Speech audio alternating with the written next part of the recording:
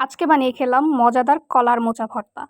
তো হ্যালো, আসসালামু আলাইকুম এভরিওয়ান। আপনারা সবাই কেমন আছেন? আশা করি ভালো আছেন। আলহামদুলিল্লাহ আমিও ভালো আছি। আজকে আপনাদের সাথে শেয়ার করব কলার মোচা ভর্তা রেসিপি। সো কলার মোচা ভর্তা বানানোর জন্য প্রথমেই আমি কলার মোচার ফুলগুলোকে ভালো করে বেছে নিয়েছি। এরপর ভেতরে যে একটা রগের মতো অংশ থাকে, রগ এবং সামনের দিকে হোয়াইট কালারের পর্দা বা নৌকোর মতো যে অংশটা থাকে সেটাকে আমাদেরকে বেছে নিতে হবে, কারণ ওই জিনিসটা কিন্তু সিদ্ধ হতে চায় না, ঠিক আছে? এজন্য আগে ফেলে দিতে হবে। তো ভালো করে বেছে ফেলে দেওয়ার পর এবার আমরা হচ্ছে গিয়ে কলার মোচাটাকে ভালো করে ধুয়ে নিচ্ছি। এই যে আবার দেখিয়ে দিচ্ছি। অনেকেই চেনেন, আবার কেউ কেউ হয়তো চেনেন না, এজন্য বারবার দেখিয়ে দিচ্ছি যে কোন অংশটা ফেলেছি, ঠিক আছে? সো এবার ভালো করে ধুয়ে নিচ্ছি।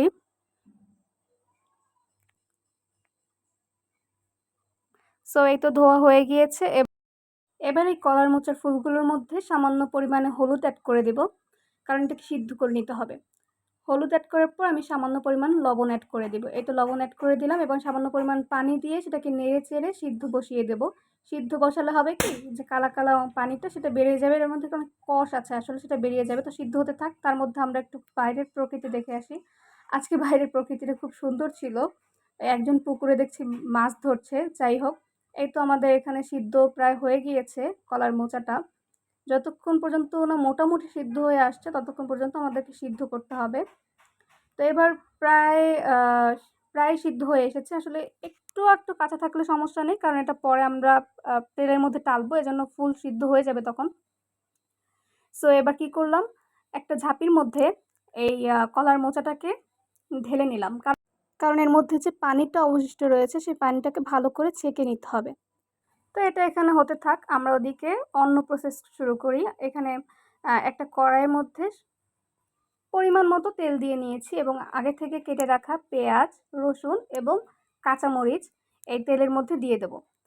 আপনারা সবসময় চেষ্টা করবেন যে ভর্তার মধ্যে পেঁয়াজ, রসুন এটা একটু বেশি করে দেওয়ার চেষ্টা করবেন, তাহলে দেখবেন যে ভর্তাটা অনেক বেশি স্বাদ হয়েছে।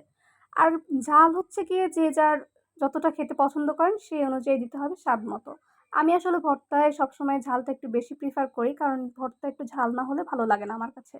কারণ সবার স্বাদ তো আর এক হবে না। আর ঘরে দুটো শুকনো মরিচ ছিল, তাই সেই শুকনো মরিচ দুটোও দিয়ে দিয়েছি।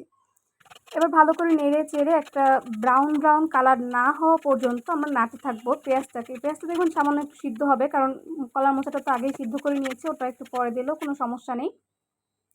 তো এই তো দেখুন কি সুন্দর কালার হয়ে এসেছে। এবার উপর থেকে আমরা সেই সিদ্ধ করে রাখা কলার মোচাগুলো উপর থেকে দিয়ে দেব। তো এই তো কলার মোচাগুলো দিয়ে নিচ্ছি।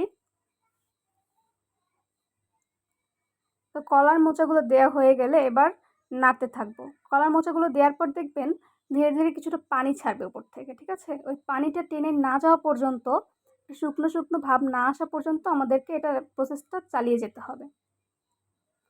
তো এই তো প্রায় রেডি হয়ে গিয়েছে ভর্তাটা বাটার জন্য। এই দেখুন শেষে ঠিক এরকম হয়েছে, দেখতে যেমনই হোক খেতে খুবই ভালো লাগে। কলার মোচার থেকে কি আর সুন্দর হবে বলুন?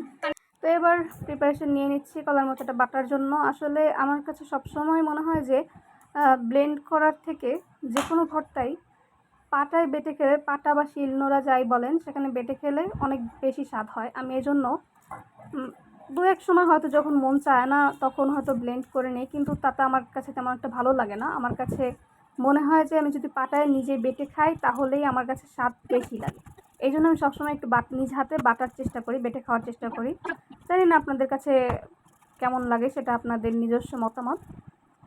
তো এই তো এত কষ্টের পর এখন খাওয়ার জন্য প্রায় রেডি হয়ে আসছে। আসলে আমার কাছে মনে হয় যে আমি মাছ মাংসের থেকেও ভর্তা দিয়ে বেশি পেট ভরে ভাত খেতে পারি। আমি জানি আমার মতো অনেকেই আছেন এরকম ভর্তা লাভার। তো আপনারা সবাই আমাকে আশা করি সাপোর্ট করবেন এবং লাইক, কমেন্ট এবং ফলো দিয়ে পাশে থাকবেন।